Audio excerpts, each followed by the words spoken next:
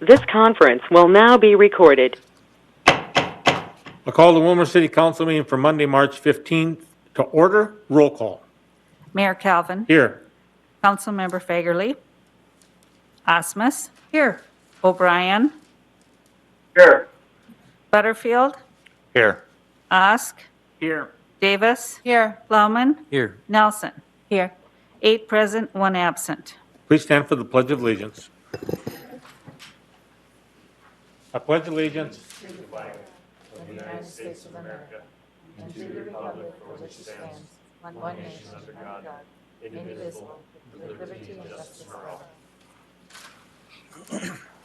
Are there any proposed additions or deletions to the agenda? Councilmember Davis will be making some comments between items number 7 and 8 in regards to our HR director. Mr. Mayor, Councilmember Plowman. may I add a section for public comment when it's most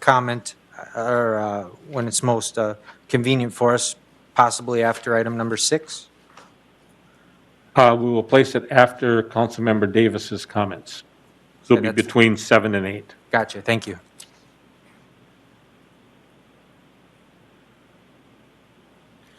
Councilmember Nelson. Just seeking clarification on items 10, 11, and 12, as they were brought forward from the Public Works meeting. They were to be one item or considered together because if we don't do 12, we can't do 10 and 11. And so I'm just seeking clarification for the intent there. Councilmember Plowman. Thank you, Mr. Mayor. I do believe that we will be considering the Event and Recreation Center first, so that we can take in the information that we have for the council on that one.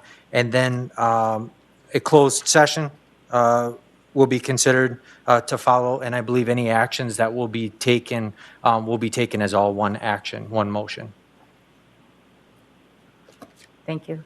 What clarification you needed? Yep. Yes.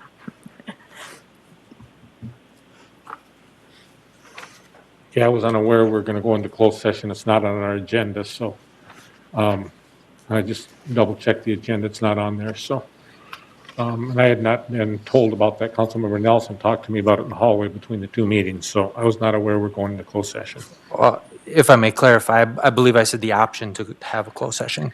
Okay. So do we need to change anything there, Councilmember Nelson? I just know that we had a lengthy discussion during the meeting that we couldn't do them in that order, and that's how they are on the agenda. So I'm just trying to clarify that we do it correctly.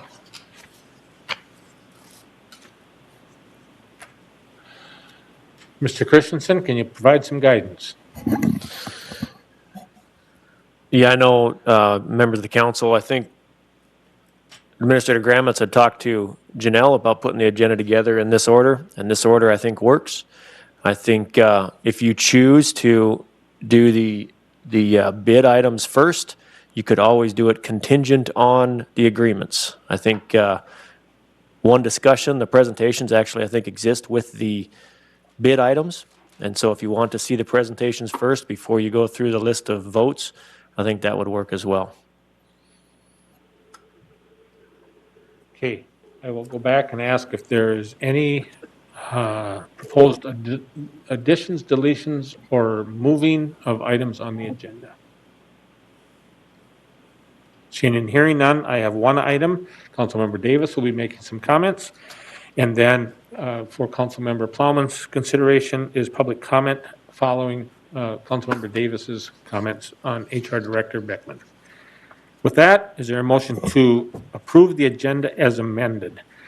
And I believe, so what I was given today that I just saw when I sat down here is that there is a closed session item, and I don't know if you guys have that in your agenda or not, but it's on my agenda. But I don't see it on the published agenda. So do all council members have the closed session item on their agendas that they have received? It appears that myself and Councilmember Plowman maybe are the only ones that have it. Do you have it on yours? I have it. Councilmember Butterfield? Councilmember Osk, you have it on yours as well? Okay. Okay. So with that, I'll entertain a motion to approve the amended agenda. So move. Second. Motion been made and seconded to approve the amended agenda. Discussion. Roll call. And we need six affirmative votes. If we don't have 6 affirmative votes, then there are items that we will need to pull.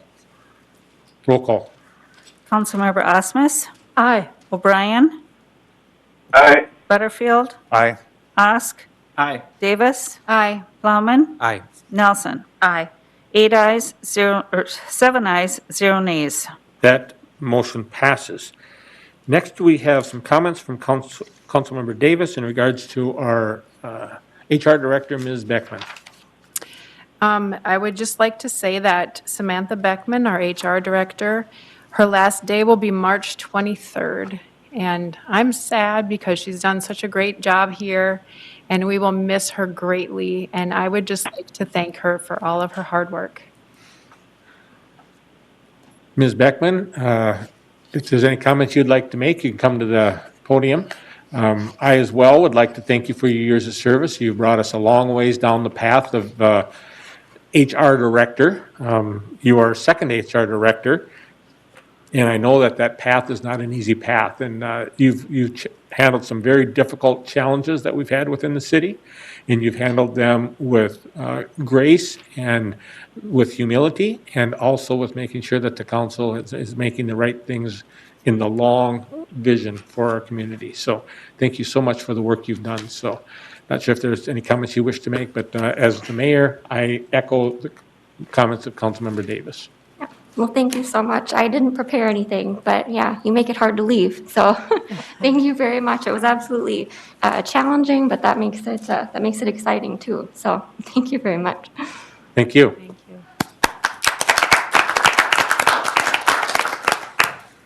Next, we have public comment. Councilmember Plowman. For public comment, I believe we have Mr. Steve Pepin here tonight. Okay. Mr. Pepin, please come to the table.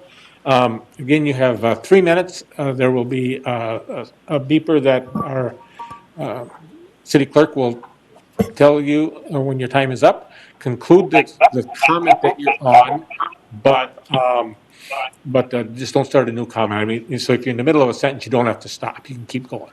Sounds good. Thank you. Good evening, Mayor and Wilmer City Council. My name is Steve Pepin. I live on 2500 First Street Southwest here in Wilmer.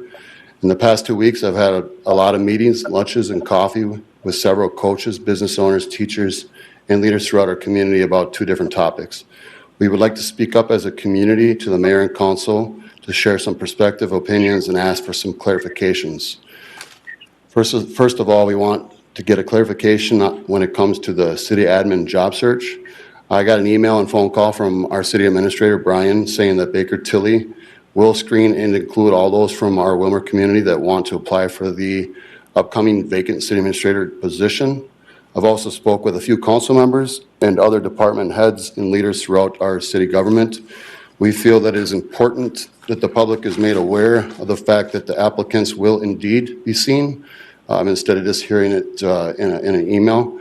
The clarification that we are asking is, will the applicants that may not have the exact criteria for the educational step also be looked at, not only by Baker Tilly, but the council itself? Can we please ask that this information is clarified by all of you? It's important to be transparent with the public. As you all know, we all still believe that it's important to the future of this community that we invest in one of our own for this position, for the city administrator position. It also is in our understanding that the hiring of the next city administrator rests solely on the shoulders of the council, that there is no rules against hiring somebody without all the requested qualifications, and that the city council can make whatever decision that they want to make when it comes to filling those shoes. Lastly, when it comes to the administrator job position, we want to recognize and appreciate all the time and effort that's been put into everything on that topic when it comes to for you guys and throughout our community. Secondly, it's my understanding that a decision to move forward on the Invest in Wilmer projects is happening tonight. I've had a major amount of coaches, members of the Invest in Wilmer Committee asking me to speak up tonight on behalf of all of them in the community. In doing so, we want to first point out and start with all the hard work and all the effort that's put into the makings of the project. Everyone spoke on that, and want to thank all of you and the members of the Invest in Wilmer Committee, the Wilmer Rec staff, Public Works, coaches, teachers, and all the citizens of Wilmer, and anyone else that we may have missed. The overwhelming consensus is that we are very excited about all this project. We are very grateful for it. We believe all our ducks are in order and hope that we can make a decision tonight to move forward on the Invest in Wilmer projects. We all are very excited for the decision in the direction that this community is headed in. The future of Wilmer looks promising for all our children and our wonderful community. So thank you all for your time. Appreciate it. Thank you for your comments. So as a follow-up to the mentioned email that Mr. Pepin received, we did receive clarification, and I believe the council received it as well. I received it from Mr. Gramitz stating that all candidates would be considered and that they would be put into the scoring system. So as far as other, your comments you're bringing up tonight, I don't have answers to those because I haven't been briefed on that, but I'm sure that our administrator will be getting back with you on those as well. So thank you for your concerns.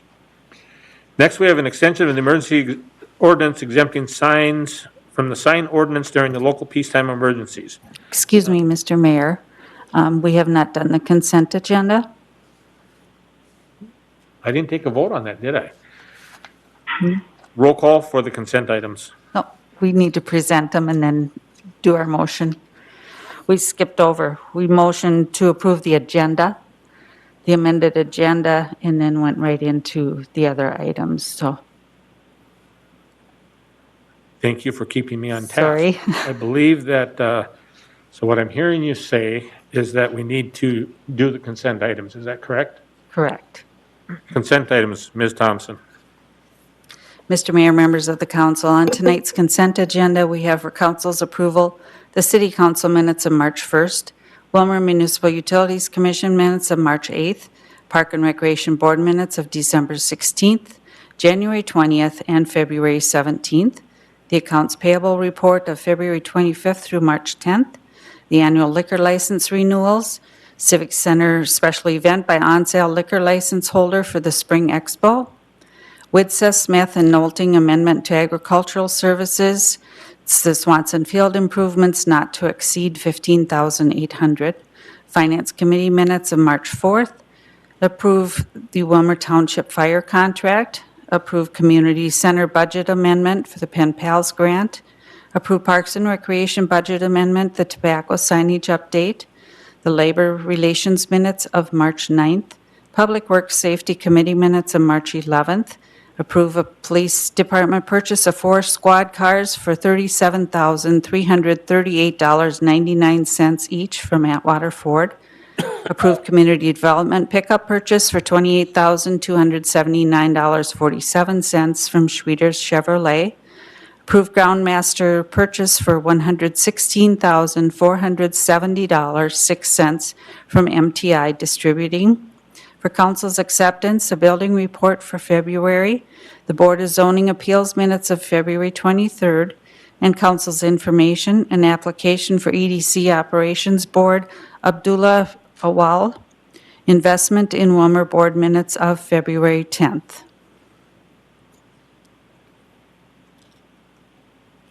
Make a motion, we accept. Second. Motion by Osmus, seconded by Plowman to approve the consent items. Discussion. Councilmember O'Brien. I will be adding some minutes to B and also having Mr. Christensen, Mr. Oakland also be talking about the municipal utilities plan for the next 3 to 5 years. That'll be added. Okay. So you want to pull item number B for additional discussion? Correct. Additional comments or questions? With the exception of item number B, Roll call. Councilmember O'Brien, Aye. Butterfield, Aye. Usk, Aye. Davis, Aye. Plowman, Aye. Nelson, Aye. Osmus. Aye. 7 ayes, 0 nays. That motion passes. Councilmember O'Brien on the Wilmer Municipal Utilities Commission minutes of March 8th. Go ahead. On Monday during our meeting, towards the end of the meeting, Manager Herron was asked some questions that didn't make it to the minutes.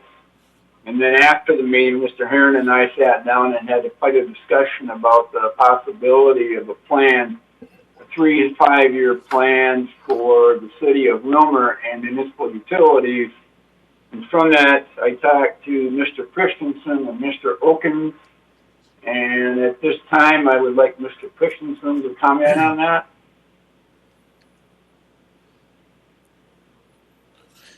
Mayor, members of the council, I've spoken with many of you about this topic, about a 3-year plan, about a 5-year plan, pick a number. And I've also spoken with many of you about the problem it is to get an exact street count, an exact length of street on any of these plans. What I have put together and what I am continually working on is a list, handful of streets that I can slot, and I have, as a draft copy only, slotted into the next 5 years, simply because off the top of my head, I already come up with $28 million in streets. That's only talking to about 2 additional people. So as you can see, we are, as has been mentioned there before, we are behind. We don't have the funding necessary to catch up in a short amount of time. And I can give you a number of streets at any given time that need to be done in the next 2 to 3 years. All that being said, we've got other circumstances that happen. Council priorities, public priorities, water line breaks, etc.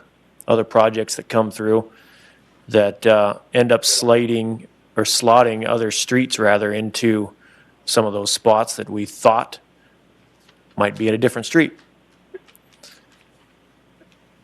As I'm still working on this project or this list of projects, I can, because I have not yet, I can present that to the entire council.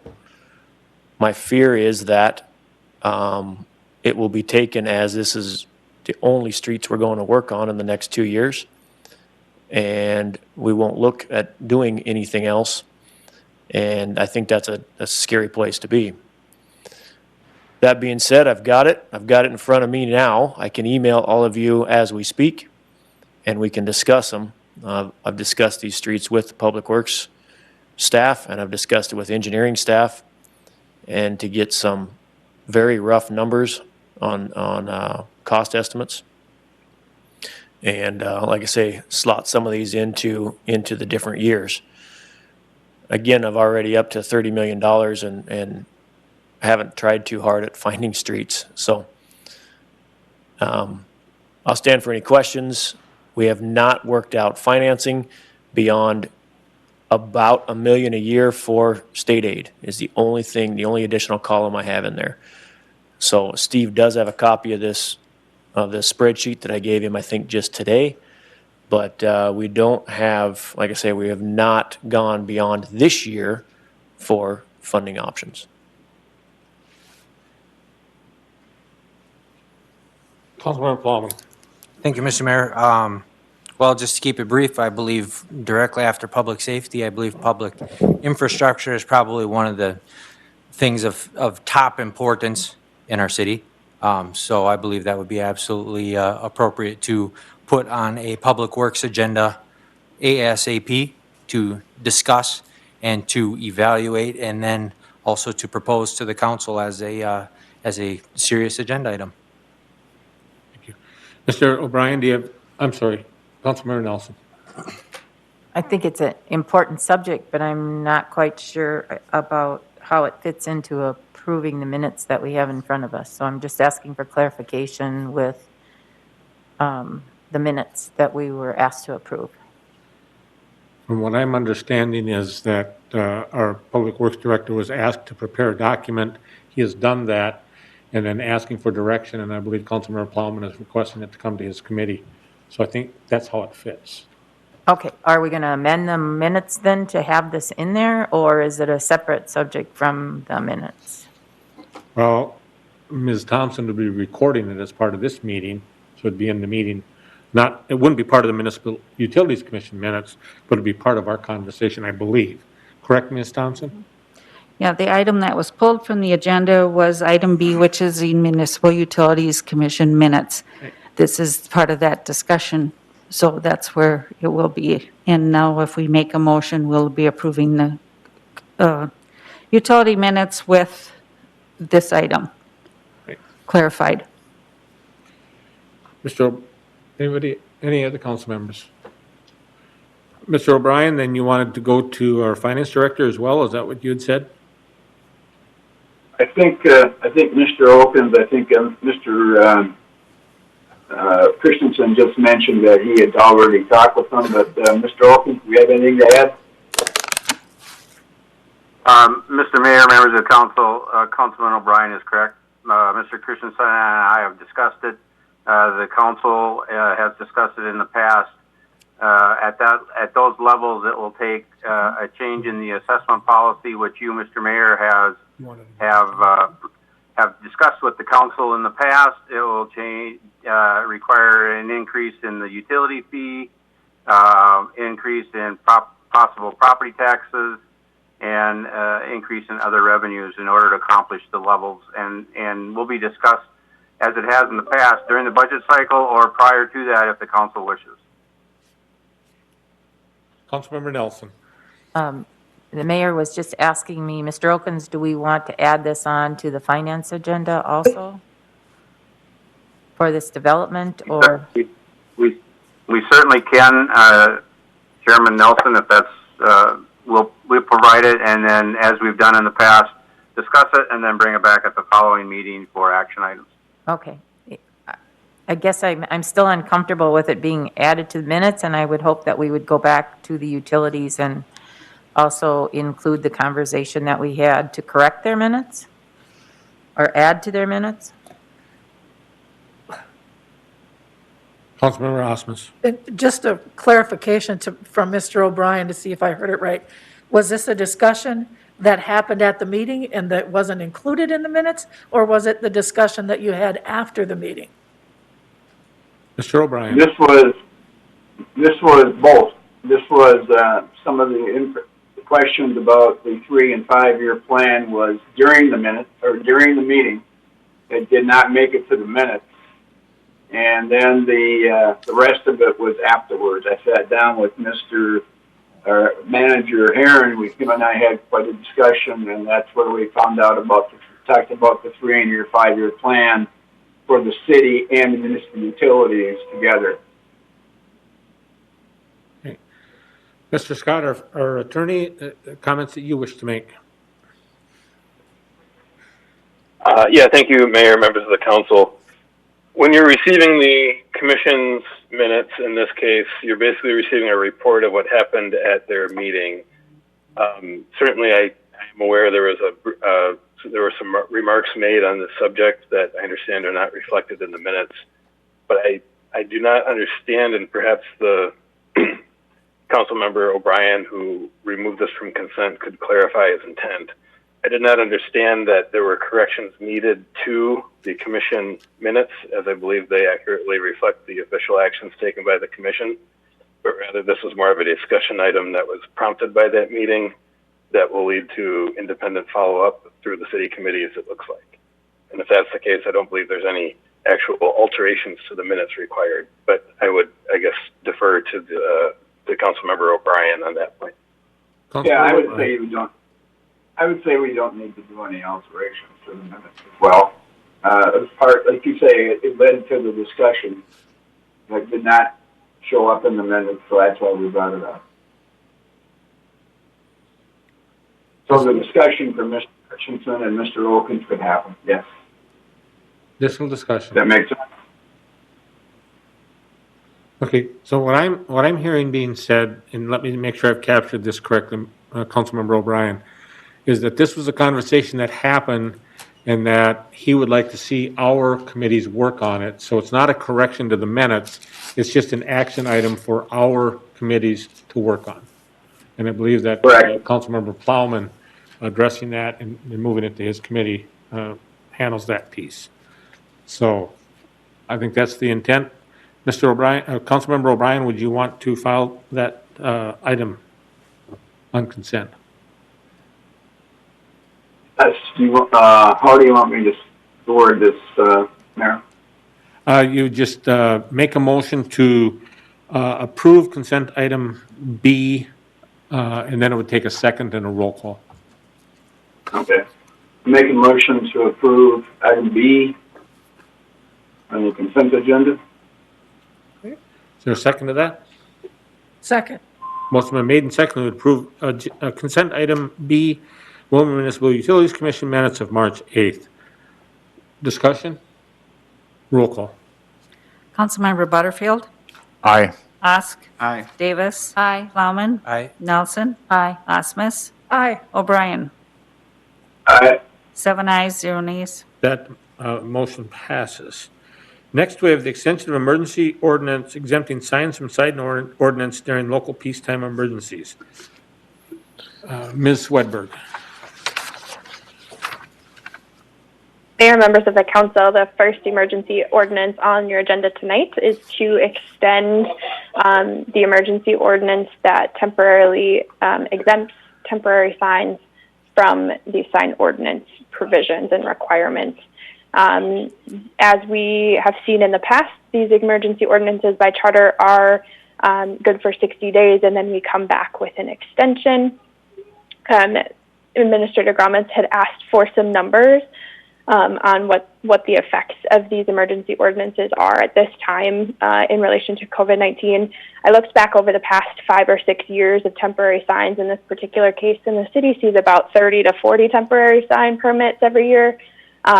And right now, the temporary sign permits are about $30 a piece. So it's pretty negligible, the reduction from the sign revenue that we see. It also cuts back on staff time a tad just by not having to file and receive all of those applications either. If we ever do get a question on them, we certainly do ask that the businesses and organizations that do utilize the temporary sign ordinance, that they keep it a part of their process. And this year or last year, they just simply don't have to submit a temporary sign permit to me. So with that, it would be staff recommendation to adopt this emergency ordinance. I'll make a motion to adopt the ordinance. Second. Motion been made and seconded, made by Councilmember Nelson, seconded by Councilmember Davis. Discussion. Ms. Swedberg, could you explain to me, I understand the emergency order when it originally was put in place, but I mean, we're a year into it now. I mean, we're not a year into our process, but we're a year into the governor having his emergency executive orders in place. And I'm failing to see the urgency in having an emergency order in place any longer and going back to business as normal personally.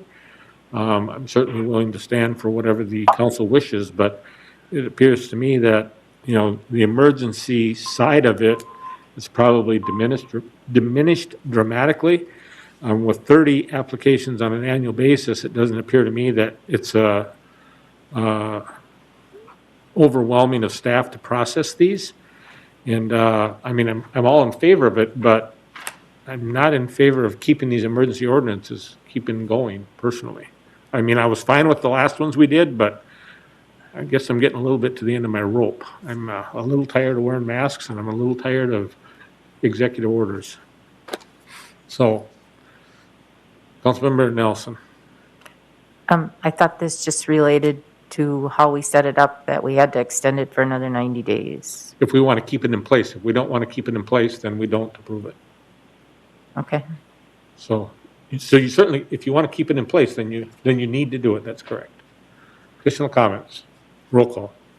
Councilmember Osk, Aye. Davis, Aye. Plowman, Aye. Nelson, Aye. Osmus, Aye. O'Brien, No. Butterfield. Nay. 5 ayes, 2 nays. That motion passes.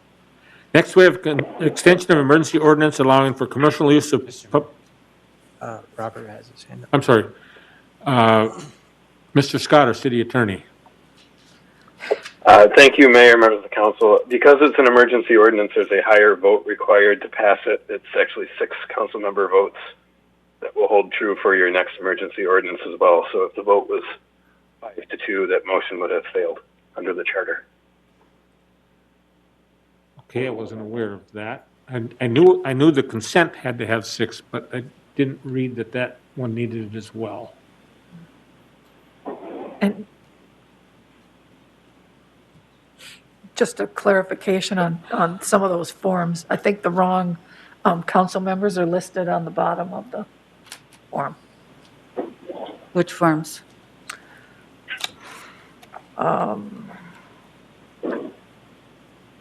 It might be for the next one. The commercial use of public property? That's Is that the next one? That's the Sorry. next one. Page 214. It's all, but it's also, yeah.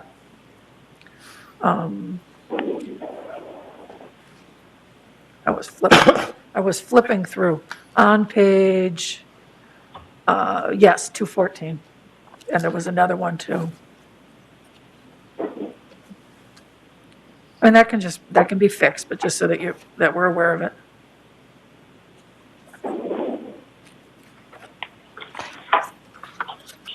Okay, Mayor, members of the council, that'll be made as a clerical correction. so I did receive an email from Mr. Scott at 5:19 this evening saying that items 8 and 9 would need the 6 votes, so I stand corrected. Councilmember Nelson. I'm just seeking clarification, and since we voted this down, what does that mean to the businesses that want, what are we actually doing by not reinstating it? What Ms. will it- Swedberg. So by not reinstating the temporary sign emergency ordinance, that simply means that organizations and businesses that would like to have temporary signs out in front of their businesses, so maybe it's advertising a sale going on or an event going on, that will require them to submit temporary sign permits to me along with the fees associated with those temporary sign permits. And then staff will start reinforcing, will begin enforcing the temporary signs that are out again. So we will issue notices to those that currently have temporary signs out that this has been reinstated, and anything new beyond this point will require those permits again. City Attorney Scott. Thank you, Mayor, members of the council. I just want to make an additional point. I believe the impetus for this emergency ordinance when it was originally enacted was because there was a lot of uncertainty about what businesses could be open under the governor's executive orders. So I think it's probably fair to say that although the state of emergency continues, the restrictions have been lessened, and there's probably less uncertainty about what businesses can be open, that what other restrictions could apply. So perhaps the urgency of having this particular emergency ordinance is less as we sit here today than it was last year. City Attorney Scott, seeing that I did not make known that it took 6 affirmative votes, is it appropriate if a council member wanted to bring this back to re-vote on it or not? Or because it hasn't changed in substance, the vote stands? I still stand by my comment. Mayor, I do believe if probably because we didn't anticipate this was likely to be a controversial vote, it wasn't explained as thoroughly as it should have been, and I should have made it clear to the council what the vote requirement would be. So if any council member wanted to move to reconsider that vote, it would certainly be appropriate to do so in this meeting. And final point I'd make is the emergency ordinance was intended really to provide flexibility to the businesses. enable, I guess, cut some red tape and allow them to communicate to the public and to their customers as efficiently as they could and get their message out if they were open or if they were, limited to curbside or whatever the restrictions were that they were trying to do their best to operate under at the time. So that was the policy problem the emergency ordinance was intended to solve. Councilmember O'Brien. I did not understand that. I appreciate the clarification. I changed my vote to yes. That would take, it would take a motion to reconsider the motion. I make a motion to reconsider the motion. Is there a second? Second. Motion been made and seconded to reconsider the action of the council on the last vote. Discussion. Councilmember Davis. Well, I just want to say, having been a business owner, I know that times have been really hard on our restaurants and they are not up to full capacity yet. And I just feel like having a sign on the corner isn't costing the city anything. And it's just a nice way to help out. So that's my thought. Councilmember Nelson. My observation is I think the businesses have appreciated that flexibility, and there are signs that are out there. And so I don't see that one relates to the other. I think this is a way to show our support to our businesses for the way things are right now. So, Additional comments. Councilmember Osk. I agree that there's certainly a lot of COVID fatigue out there, but certainly these are still difficult days for our local businesses, and anything we can do to support them, I want to do. Additional comments. Roll call. Councilmember Davis. Aye. Plowman. Aye. Nelson. aye. Osmus. Aye. O'Brien. Aye. Butterfield. Nay. Osk. Aye. 6 ayes, 1 nay. That motion passes. Next, we have an extension of emergency ordinance allowing the commercial use of public property during local peacetime emergencies. Ms. Swedberg.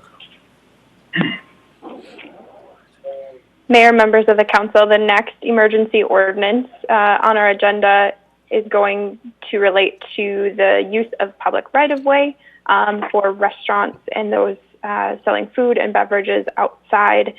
We saw this last year. It was reinstated first and foremost in an emergency council meeting because the governor was allowing the reopening of restaurants, but only in an outdoor setting.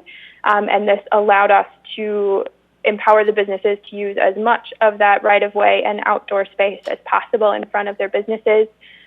We have about 11 restaurants downtown, and we had about 8 of them use this provision in addition to a few others, about 2 other restaurants in town that don't already have outdoor kind of patio space. And so they utilize these provisions to just expand the seating that people could have, the comfortability that people have going to restaurants in an outdoor setting while restrictions are currently in place. We, as staff, had a discussion about bringing this back, and we wanted to bring it back to the table for you guys to review and discuss earlier rather than later as the weather. There are snippets of nice weather. I know today perhaps is not the best day to be considering that now that we have snow on the ground again. But the warm weather is coming, and we want to allow those businesses to plan to utilize that space as early as possible this year. So this would allow those businesses, again, to have utilize like maybe 1 or 2 parking spaces downtown that are outside and in front of their businesses, or for those not downtown, they utilize just some parking lot space that directly abuts their building so that they could still follow state alcohol regulations and rules while also expanding that outdoor seating down in their spaces downtown and at those restaurants. So again, emergency ordinance. So like with the previous one, it will require 6 votes. I don't know, Robert, if there's anything else to add. Councilmember Osmus caught that the council members need to be corrected at the end of that, so we will get those changed. Otherwise, the dates and everything should be replaced in the emergency ordinance that's in your packet. So moved. Second. Motion made by Councilmember Plowman, second by Councilmember Osmus, for the extension of the emergency ordinance allowing the commercial use of public property during local peacetime emergencies with amendments as stated. Discussion. Councilmember Davis. I'm in favor of this as long as the parking places are marked off really well so they're visible. I feel like there were some markings last summer that weren't very clear, and it kind of scared me a little bit for people's safety. Ms. Swedberg, did you hear those comments? So can we get some clarification on that as well? Councilmember Butterfield. Yeah, I agree with Councilmember Davis. I'm all for this. I went in a restaurant just last night and they were up to capacity already by the time I got there. So the businesses do need this extension on it. Additional comments or questions? Roll call. Councilmember Plowman. Aye. Nelson. Aye. Osmus. Aye. O'Brien. Aye. Butterfield. Aye. Osk. Aye. Davis. Aye. 7 ayes, 0 nays. That motion passes. Next is consideration to publish by summary. Again, if we publish by summary, we will make it available on the internet, and we will make sure that it's available in hard copy at City Hall if somebody wishes that. But is there a motion to publish by summary? So moved. Second. Motion been made and seconded to publish by summary the extension of the emergency ordinance allowing for the commercial use of property, public property during the local peacetime emergency. Discussion. Roll call. Councilmember Nelson. Aye. Osmus. Aye. O'Brien. Aye. Butterfield. Aye. Osk. Aye. Davis. Aye. Plowman. Aye. 7 ayes, 0 nays. That motion passes. Next, we have to consider event and recreation center plans and specifications and advertise for bids. Councilmember Plowman. Thank you, Mr. Mayor. The Public Works Committee recently considered. Councilmember Plowman, could we pause for a minute? Yes. Mr. Scott. I'm sorry, Mayor and members of the council. I don't mean to make this difficult, honestly. The motion to reconsider the first emergency ordinance basically had the effect of wiping out the vote that you originally took. And you do still need to make a motion now to actually adopt that emergency ordinance. So moved. Motion by Plowman, seconded by Nelson to approve the emergency ordinance. Roll call. On which one? Councilmember Osmus. First one. Aye. O'Brien. Aye. Butterfield. Nay. Osk. Aye. Davis. Aye. Plowman. Aye. Nelson. Aye. 6 ayes, 1 nay. That motion passes. Next, we have consideration of event center plans and specs and advertise for bids. Councilmember Plowman. Thank you, Mr. Mayor. The Public Works Committee recently considered a recommendation to adopt a resolution approving the plans and specifications and authorize the advertisement for bid for the Invest in Wilmer Events and Recreation Center project. Just a little bit of history regarding Public Works. The subcommittee first presented their presentation to the public for input on February 6th. The Invest in Wilmer Committee, February 10th, and the Park and Rec Board met February 17th, rather, and at our last Public Works meeting, we did discuss this topic, and it was tabled for some due diligence items. Since then, those due diligence items have been taken care of, and the motion was made, and we took great care at the Public Works Committee level that we wanted this project sent forward to the full City Council for fair and open consideration. It does not come with a recommendation from the Public Works Committee. It just comes as a full package from the Public Works Committee for consideration by the full City Council, so as to not steer or weigh on the overall final decision. So with that, I believe the information that is going to be presented to the council tonight will be through Mr. Baumgarten, and I will leave it there. Thank you.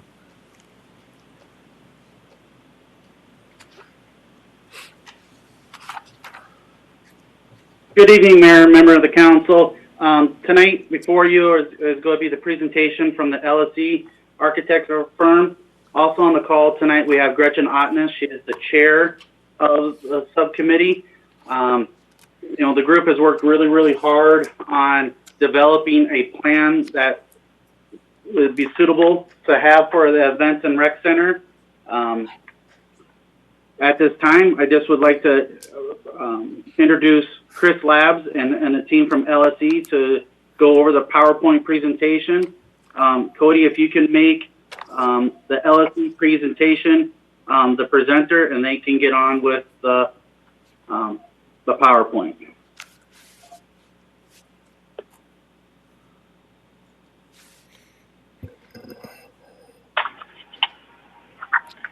Hi, thank you, everybody. My name is Chris Labs, and I'm a project architect with LSD Architects. Also on the call with me is Randy Kling and Maura McDaniel, who are also with LSD and have been working with me pretty closely through the entire project.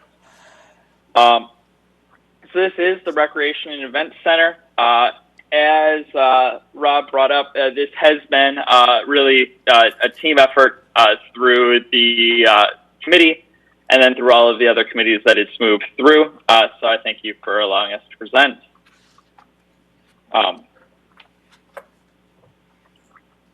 So looking at the master plan of the Civic Center site, our project is the one that is outlined. It'll be directly next to the Curling Center, which will be coming shortly after. Future projects that will happen on the site will be the covered ice rink, a sports dome, and a potential locker room addition. But right now, what we're really looking at is just what's in red, as well as some of the parking lot changes. I apologize. Here we go. So looking a little more closely at the site itself, we've taken care to preserve as much parking as we can, to make a few changes to the parking lot that we believe will make it much safer, much clearer for pickup and drop-off, and again, preserve as many parking spaces as we can. It will have a new access drive and then a new entry plaza. Looking at it, it's a just shy of 26,000 square foot building, a new covered entry that connects to your existing Cardinal Arena and Blue Line rink. Looking a little closer at the entry, there will be a large covered entry. Obviously, days like today, you want a place where people can pick up, drop off, and be a little bit covered. A new vestibule. The lobby itself is going to be significantly the same lobby you know today, just cleaned up. Also expanded with a children's playroom, new toilet facilities, 2 new meeting rooms, 2 changing rooms, and a shower facility. The rec center will have its own side entry, and so in off normal hours, you'll be able to close off the rest of the rec center from the lobby, and you'll have your own recreation and event space. There'll be a 2-station gym. It will have a moving wall that will be able to separate the 2 off from each other. And the gym itself will be able to fit 2 basketball courts, or 2 tennis courts, or 2 volleyball courts, or 8 pickleball courts. It'll have a sports flooring that is very good for any of those, as well as for trade shows, for events, for dinners that might occur within the space. Everything being signed with some bleachers off to the side. In the back, there's kind of your back of house space you might accept, receiving, storage, your janitor's closets, your electrical and mechanical rooms, but there will also be a warming kitchen. This warming kitchen will be not like a full kitchen, so you won't be able to necessarily cook in there, but if you have a caterer, they'll be able to set up any of their catering carts. But there will also be a sink, there will be a counter with an overhead door, so a smaller group who maybe doesn't have a caterer and serving staff would be able to serve through the window. So it'll be good for a lot of different events that you can have going on within the space.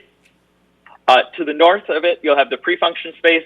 This space will do double duty of serving as a space that you can have set up for events. You can have people wait out before they're coming in, ticketing, anything like that you might need.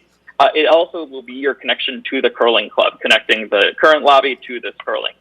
To the north of it, you'll have an event courtyard. So during your nice summertime months and even into the bumper seasons, you'll have this expanded outdoor space that you can hold events in as well.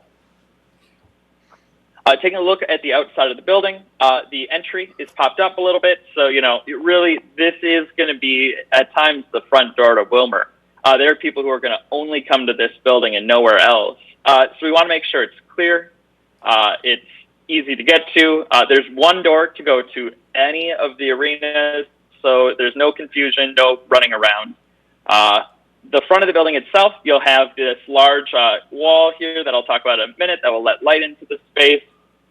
And then as you go to the back, you've got a little bit of your event courtyard broken down here as well. Taking a little more look at materials, we're looking at a structural precast building. So this makes a ton of sense for gyms. You see them in gyms quite a bit.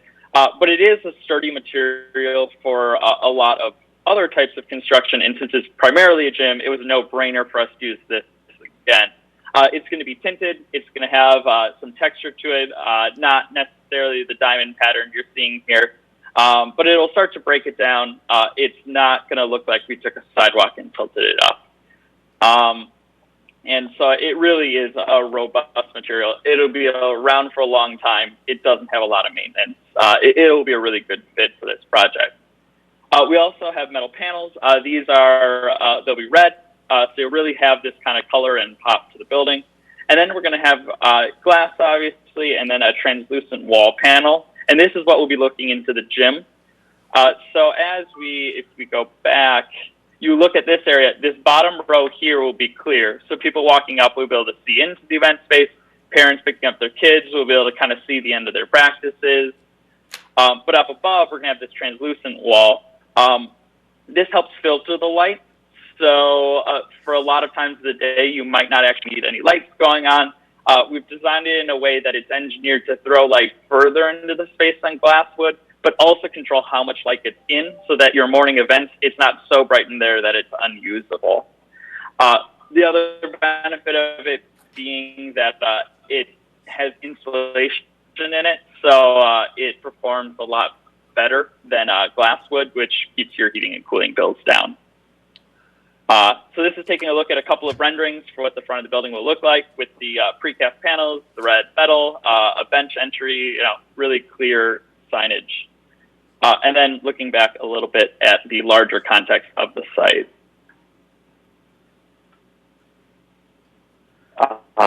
So this is our full presentation, but I think now if Rob is ready, we can open up for questions.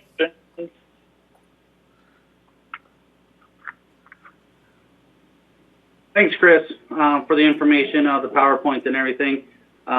We also have Gretchen Ottness, she was the chair of the committee. So if you guys have questions, we'll be able to answer them for you at this time.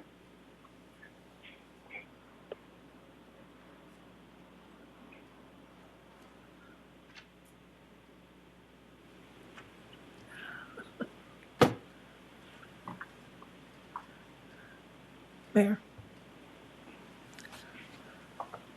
Councilmember Butterfield. On this flooring, it's not going to be ready to make ice on it, is it? Or is it just going to be a separate gym? Or is it going to have the capacity to add ice on it too? I'm just curious on that. No, this is not. This is not. There will be no ice in this portion of the building. This would be more like a gymnasium space. It's my understanding. Councilmember Plowman, are you wishing to make a motion to present this forward, or are you still in the questioning stage? Well, yeah, well, I guess it was, I thought there was maybe going to be a little bit more lively debate, but if not, I would be happy to present that as a motion. I wasn't sure how you wanted to handle it. I apologize. I didn't talk with you before the meeting. No, that's all right. Yeah, I guess. So we're at the discussion point. Is there council members that wish to have any discussion about this before we make a formal motion? Councilmember Nelson, followed by Osmus.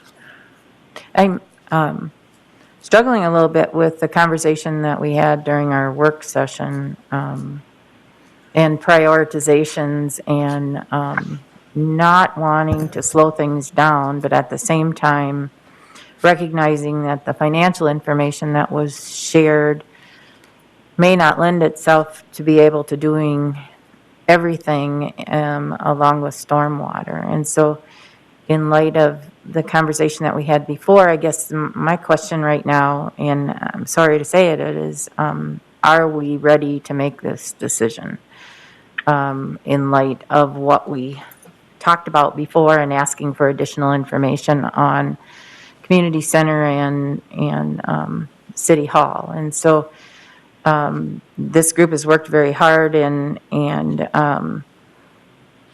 I'm just curious with how we put all of it together. If we make this decision tonight, it may remove some of our options for some of the things we asked about in the previous meeting. So I'm looking for input from council, how other council members feel. Councilmember Osmus.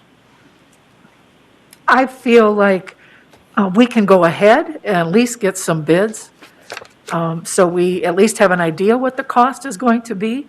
This doesn't mean we're going ahead with construction. But I don't know that we can make any decisions about the priority if we don't start to understand what the cost is going to be of some of these facilities. So just clarification. So if we vote to go ahead to put it out for bids, we would get the bids and then turn them down? Is that what you're saying? Versus if we decided not to do them? Is that the right way to do that? Well, I don't think we can go ahead with any of the other projects until we know the cost of what these are going to be. And without getting bids, we don't know the cost. So if it comes in at 8 million, then that's 2 million less than what they were anticipating. And then we can start to have discussions. I mean, to me, the philosophical struggle that we were dealing with was basketball courts, event center, versus hockey and locker rooms. And so maybe we can have both if we start to get some costs. That would clarify it in my mind. Councilmember Osk. Councilwoman Osmus just made all of my comments. I think this is just part of that homework process we were talking about earlier. Let's find out how much these projects are going to cost and prioritize them from there. Additional comments or questions?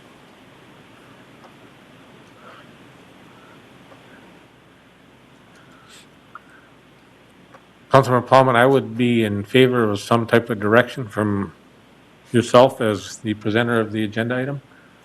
Okay, Mr. Mayor.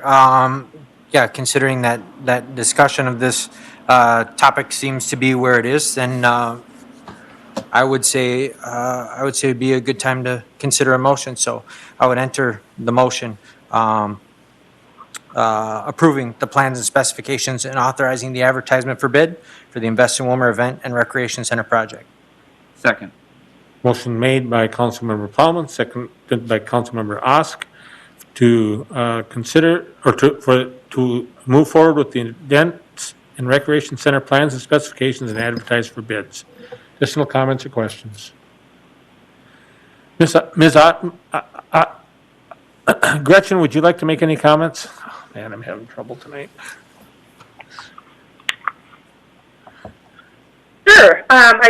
First, thank you guys for considering our project. As many of you have noted, we have put such a considerable amount of time and energy. I mean, we're pushing 3 years, I think, on this plan. So we're really proud of it. We think it is so much of what the community voted on and is asking for and is wanting. And so, we'll be really excited to finally get it out to bid if that's what you choose to do, so that we can just finally get it moving forward. Because the fact of the matter with anything, as you I'm sure know, is that the longer we wait, the more expensive things are going to be. And we only have so much budgeted to begin with. And so we really just know that time is of the essence to get these projects done. We've been working on them for a long time, and it's time to give them to the community. So thank you. Thank you for your comments, and thank you for your work on the project. So, Councilmember Davis. One thing I'm just kind of concerned about is the stormwater piece and the City Hall and how they got pushed to the end of the list. I mean, is there still a chance to do those? Or we just don't know, do we? I believe that what I'm hearing Councilmember Osmus saying is that once we get the numbers, we can look at that, and then we'll have a bit more information to make a more informed decision, but it's a little premature at this point. It's kind of what I'm hearing being said. Okay. Yeah, I'm definitely not saying go ahead with this, like what was proposed, I believe by what you referred to is what Mr. Grammett said, that we go ahead with the 4, and then we don't have the money for stormwater and we don't have the money for the community center. I am definitely not saying that we are taking away stormwater. That's a priority. We just need to have some numbers and some information to make an informed decision. Councilmember Paulman. Thank you, Mr. Mayor. Yeah, just a segue on Councilmember Nelson's, or I'm sorry, Councilmember Osmus's comment along with Councilmember Davis's comments. Taking a look at the timetable and the structure and the protocols that we put together for all these projects, it's only natural that some of them got in front of others, and nor am I in favor of taking one project and setting another to the side or making that selection now. But I do understand that, and I even had to do this on paper, right, with the timeline and whatnot last week after talking to our city administrator. But we do have a timeline, and we did have a series of processes and subcommittees and committees and boards and a hierarchy. And there was no way that we were going to be able to execute all of those functions of every single subcommittee and every project all at the same time. It's almost logistically impossible to organize for all of that. So it's kind of, I don't even want to say unfortunate, because that's a negative statement, but it's kind of natural that we have to just consider them one at a time. But I do agree with the comments that have been made that we really don't know what we're talking about in its entirety until we actually see numbers. And I believe that the process that we laid out, we need to kind of respect that process and follow through with that process. And this is where we're at in the process, so we should continue forward. So I guess I already made the motion, so I guess I'm also speaking on behalf of a motion I already made, so. Additional comments or questions? Roll call. Councilmember O'Brien. Aye. Butterfield. Aye. Osk. Aye. Davis. Aye. Plowman. Aye. Nelson. Aye. Osmus. Aye. 7 ayes, 0 nays. That motion passes. Congratulations to the architects and also for the committee that worked on this. And thank you for the work that you've done. We've made the next steps, so thank you very much. Next, we have a consideration to approve the land transfer agreement with Willmar Public Schools. Councilmember Plowman. Thank you, Mr. Mayor. I'm looking for just a little bit of direction on this one, because I do believe that the motion that we will be making later that has been laid out for us to make actually encompasses a few different things. But part of that motion includes a potential land transaction, a real estate transaction, therefore the option to enter closed session for negotiations or any negotiations that need to take place. That option is on the table. Looking for direction from the council or from yourself or from the city attorney as to what direction we should go in with regards to that. I believe the appropriate thing would be is if the council wishes to go into closed session, that a motion should be made to go into closed session. And then I do have a document in front of me if that's the wishes of the council. Mr. Scott? Thank you, Mayor, members of the council. Yeah, I agree at this point. I think the expectation of the Public Works, Public Safety Committee was that the council would go into closed session to consider this agreement. The school board went into closed session to consider it last week. It does involve the terms and conditions pursuant to which the city would agree to acquire land from the school district. So there's ample legal authority for you to do that. I don't expect that this would require a lengthy discussion, but it certainly the council should have the opportunity, if it has questions about the terms or wants to consider making counter offers or requesting changes to anything that's in these agreement, you do have the right to do that in closed session. So there are, as Councilmember Nelson noted earlier in this meeting, there are 3 action items remaining on your agenda tonight that are all sort of interdependent in the sense that if this project is going forward, they probably should all be approved. If the project is not going forward, it doesn't make sense to approve any of them. So what we would propose, I think, would be in closed session to give the council a quick overview of the land transfer agreement with the school district, as well as the athletic fields use agreement, which is sort of intertwined as a required term of the land transfer that the school district has requested. We can't take action in closed session, so we would have the discussion with the council, come out of closed session, and at that point, the council could consider making these 3 motions or none of these motions, depending how the discussion goes in closed session. I would make a motion. So at this point, I would recommend that we go ahead and close the meeting pursuant to the procedures you have, Mayor. I will make that motion to go into closed session. Second. Motion been made and seconded to go into closed session. Do I take additional discussion on that? Councilman? Mayor, what I would, if I may, what I think you need to do, you have a lengthy or a script in front of you.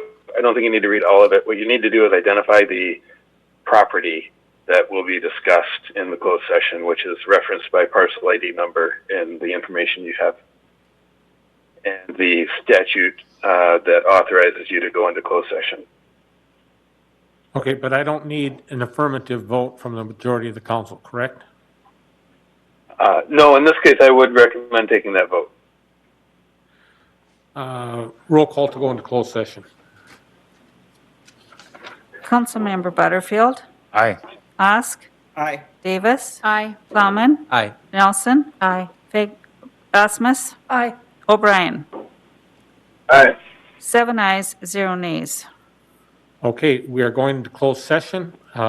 Chief Felt, will you help us secure the building so that we can go into closed session, please? And Mayor, if I may, before anyone is asked to leave or is requested to leave the virtual meeting, if you could just please identify the property and the statute that we're relying on to go into closed session for Okay. the record. Closed meeting pursuant to Minnesota State Statute 13D.05 sub 3C to determine, consider offers or counter offers for the purchase of a portion of real property identified as Candio High County Parcel Number 95-901-0100. A portion of this meeting will... That's sufficient, Mayor. Okay, so we're going to go into closed session. Then I think there's probably some explanation needed for those who are viewing the meeting through the GoToMeeting. My understanding, and certainly staff can jump in if I have this wrong, is that those who are members of the public and not entitled to be in the closed session will be removed, but that the same link will be active again once the council comes back into closed session, or excuse me, comes back into open session at the conclusion of this discussion. And I believe there's a way to monitor the when that occurs on the city's website. I see a note here from Mr. Miller that is correct. Right, but people are asking, how do they know when that comes back? How do they know when they can come back in? I mean, I haven't been briefed on this. I have no knowledge. I had no knowledge we're going into closed session tonight. I don't know nothing. So it's kind of frustrating as the presider of the meeting.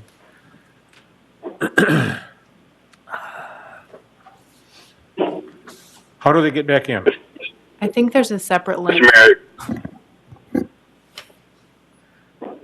Mayor, my understanding, Mayor, members of the council, is there is not a separate link for the closed session. There will be a moment here where the public will be either requested to leave or perhaps actually removed from the meeting. They will be able to log in after the meeting reopens. They will be able to determine when that happens through the city's website. I see Mr. Baumgarn has a comment here.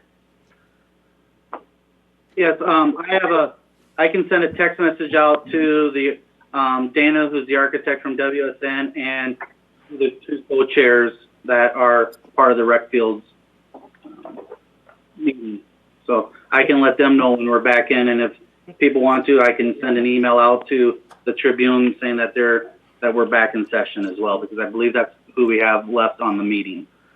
Well, we have 1, 2, 3, 4, 5, at least five members of the public on the meeting. I believe that Mara McDaniels can log off. She's part of the LSE committee. Joe DeGroat is from Marcus Construction. He'd be able to come back on later if he chooses to. But I know Dana, he's the presenter of the rec fields presentation, and John Colnell and Tony Alman, I believe, who's in attendance, can come back later. Okay, can staff do what is supposed to be done here, please? Mr. Mayor, there is 2 emails for tonight. There was one, oh, never mind, sorry. I was looking at the wrong thing. Sorry. Yeah, I looked through my emails again after the meeting started. Yeah. Mr. Christensen, can you give us some direction, please? Mr. Mayor, members of the council, I think most of this is covered. I think the standard open or closed session rules will apply. For those in attendance in person can wait outside until the meeting is reopened or reconvened. Those that are attending online will have to log back in to the same link that was for the beginning of the meeting, whether you've got a text from Rob or whether you've got a text from someone who is outside here that it's being reconvened. That is your indication to log back in, or if you're watching on Rack 8, there's a number of different ways you can find out if the meeting is being reconvened, and then you can log back in using the same link or the same site that you did for the beginning of this meeting at 7 o'clock.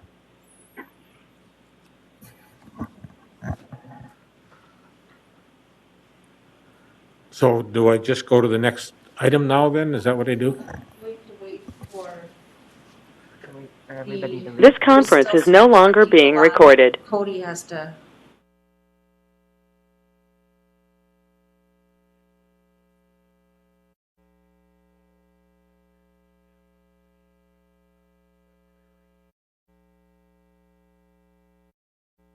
Oh, I thought maybe.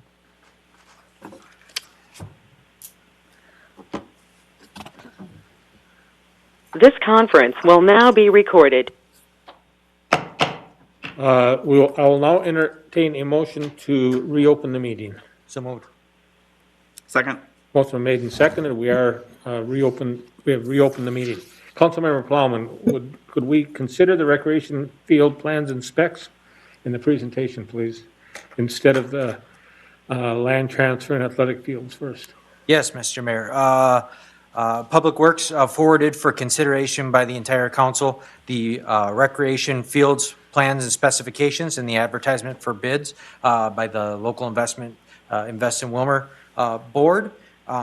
This project has been worked on extensively over the past couple of years as we were talking. This was presented to the public for input February 6th. The Invest in Willmar Committee received their presentation February 12th, Park and Rec February 17th, and it came to Public Works, at which time the motion to continue was tabled for due diligence on land issues. Those land issues were rectified and they came back with a package. And as mentioned before or previously, the Public Works Committee decided to motion to forward that to the council with no recommendation so that it came in neutral state for the entire council's consideration. And then I would turn it over to whomever is going to be presenting, probably Mr. Baumgarm first. Rob, you want to take it, please? Yes, Mayor, member of the council. Cody, if you can put me as the presenter, I'll share my screen and go over the presentation. And John, can you give me a hand, making sure I get everything? Council, it's on your agenda, page 280. If you want to get it up on your council packet. Mayor, member of the council, tonight before you is the Wilmer Recreation Field improvements that Winseth Architects have been working with our subcommittee on, and again, our subcommittee chairs. It's co-chair between John Colno and Tony Amon. So again, Winseth is the architect. Anderson and Johnson is one of the turf consultants that we have with Jay Pomeroy. And Marcus Construction is our project manager, and of course, the city of Wilmer is part of this project. Kind of define where the location is at. We know it's going to be up here at the Civic Center location. There's kind of two parts of it, and we'll scroll down here. On the south side of the Civic Center here, you'll see this is the proposed land to have a pinwheel softball complex that will have 4 softball, baseball fields. All the fields will be at 220, irrigated, concession stand, and then the parking will be over here on the Civic Center part of it here. On the north side of the land, we're talking about 10 acres of land that we would acquire from the school that would be able to put in 2 multi-purpose turf fields. And here's what the diagrams of the turf field would look like. And with the potential track and grandstand, the subcommittee has looked at this. And if you look at the field that's on your right-hand side, they're curved a little bit to help out with the curve of the track and the straightaway, and how that field would fit inside of a track in the future. When we look onto the field to the west or the left field, it's a little bit larger. It's going to be able to have more access to it when we have the dome eventually and everything. So this one will be able to host a full football field, full-size soccer field. We're putting the soccer fields crossways as well, and we're also putting in a baseball diamond, softball diamond that can be used in both corners for the dome, so we can play games inside the dome, and we can have practices outside as well. On the field to the east or on your right-hand side, this will strictly be for a soccer field and a football field. And then you can kind of see where in the future where some of the other track events can also be happening. We've also defined our parking spot for future development to be able to put 160 stalls into here. Now, both of these fields are to be lit. That is one of the alternates that we have. So lights will be part of this project as well, and there'll be shared poles in the middle here, so we can cut down on the number of poles that we would have to purchase. Going back to the south side of the Civic Center, this is a rendering of what the softball fields would look like. We would be able to get some trees planted in there. We'll have a championship field that would be designated for a higher level of play. Again, all 3 fields will be irrigated, so we'll have a nice looking ball field out there. It does get a little bit tight with the 220, but that's what the recommendation was from the subcommittee, is to have the fences at 220. So these are going to be fields that are really going to be used more for fast pitch softball up to the varsity level, and probably up to that 5th and 6th grade baseball level that we can use these fields for. You know, they'll have dugouts, they'll have bullpens and everything for the groups to use. When we start talking about the concession stand, we have the concession stand facing the fields here. We have openings on all sides, so parents and volunteers will be able to view the games throughout these windows here. 3-compartment sink, additional storage for concession stand items. We also have a storage unit for the Sand Pro, chalk, drag, all that type of stuff that we need to use for the field. And then we got the restrooms that are going to be able to be accessible from the concession stand side. If you look at the rendering a little bit, you'll see that there's an overhang on both ends for weather related. So if it does start to rain and stuff, people can get underneath there and not get so wet during the games. And this is how the process has gone through. You know, it's gone through the public presentation, the Invest in Wilmer Committee, Park and Rec. It's been discussed at the Public Works. Now we're at this level here with the council. I know it's probably the Cliff Note version of the recreation fields. John, if you have anything to add, you can surely add right now. Oh, I'm good. It just want to thank everybody for allowing us to present tonight to to the council and to the mayor, and we put a lot of work into this, and we want to make sure that we have as much green space and infrastructure in for future projects with the bubble and expanding on to the softball, enhancing the softball complex, baseball complex as well. I think Tony Alman is also in the crowd too, so if Tony wants to come up, he can probably speak a little bit about the project as well as being a co-chair. He doesn't wish to present. How about the guys from Marcus?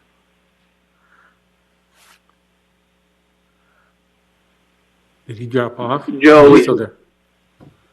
Joe DeGroat's still on. Joe, are there any comments you wish to make? Go ahead. He's listening. Okay. Sorry, I was on mute there, but no further comments. I think Rob did a nice job presenting the high-level view of the project. Okay. Thank you, Mr. Mayor. Yeah, and I will just say, from Public Works perspective, we appreciate the timing, the consideration that was put into the presentation from the subcommittees. I also sat on the subcommittee myself. The number of hours and discussions and emails that went back and forth trying to plan this out, extensive.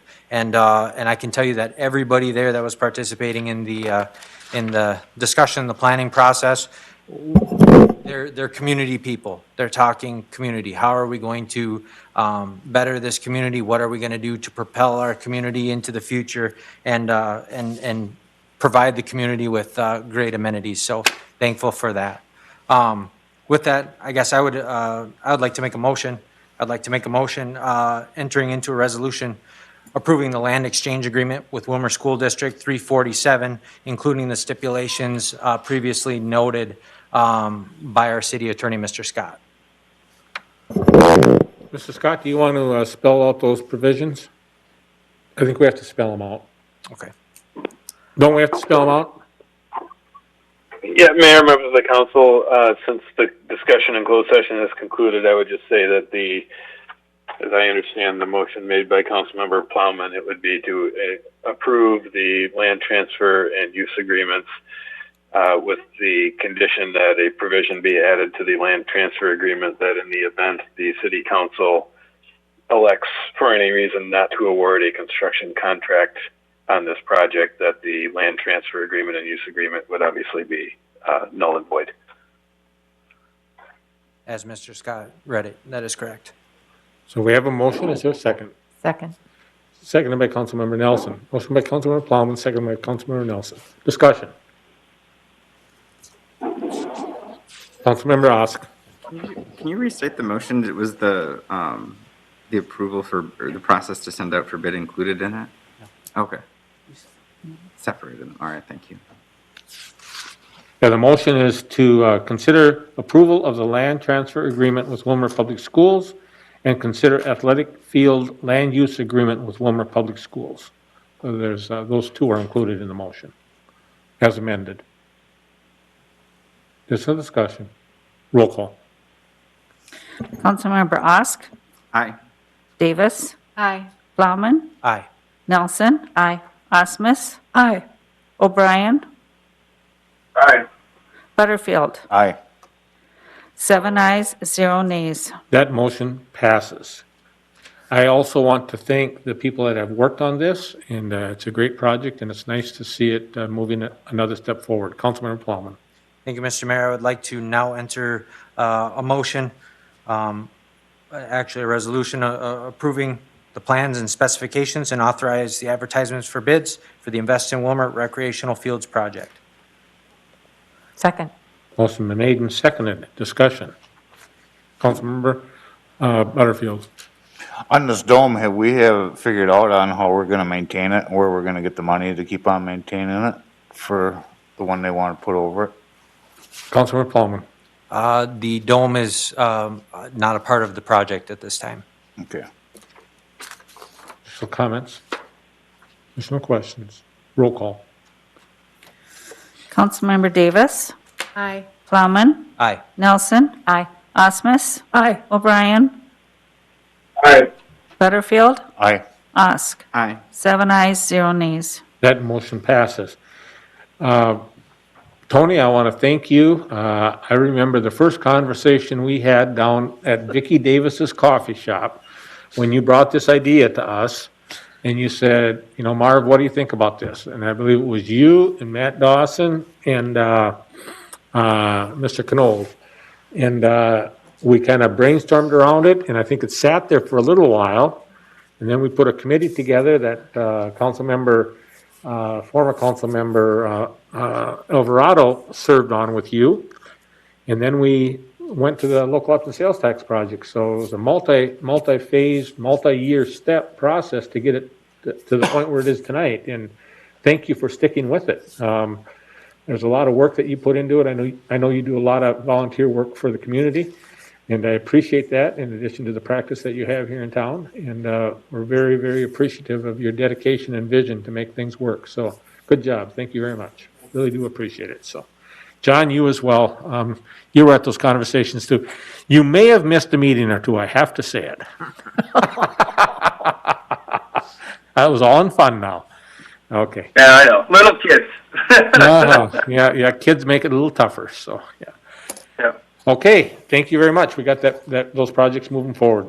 Next, again, I did not have any community pride announcements sent to me. A couple things on the sports side of things is our boys and girls hockey and basketball are doing very well. Wrestling did pretty well. They went into sections and they won the region, but when it got to the quarterfinals, they lost out in the quarterfinals. But we do have a number of people that are going to state, so that's good. And I don't know about the rest of you council members, but I am getting a ton of phone calls on Robbins Island about how appreciative our community is for the work that the council took. And this is really work that you guys really stepped out and said, you know, we're going to take a chance here and we're going to try to do the right thing. So thank you very much for doing that and taking that progressive step and moving our community forward. Robbins Island is now truly a gem that is recognized across the state as a place to come and recreate. So I appreciate you guys for your wisdom, vision, and dedication to make that project happen. So I look forward to the next steps out there as well.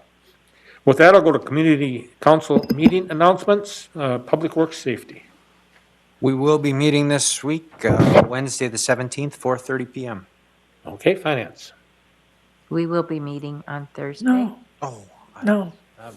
Rewind, I screwed up, sorry. 2021, all right. Thursday, the 18th, 4:30 p.m. Councilmember Nelson, finance. We will be meeting on Thursday, the 18th at 5:45. Community development. No community development. Labor. I'm not sure because that's our HR director's last day here, and I don't think she wants to come to a meeting. So We could have a party. I think I'll wait and see if Mr. Gromits has anything we need to discuss. And if we did, it would be Tuesday, March 23rd at 5:45. At this time, Mayor, I don't know if he does or not. Okay, thank you very much. With that, I'd entertain a motion to adjourn. So moved. Second. We are adjourned.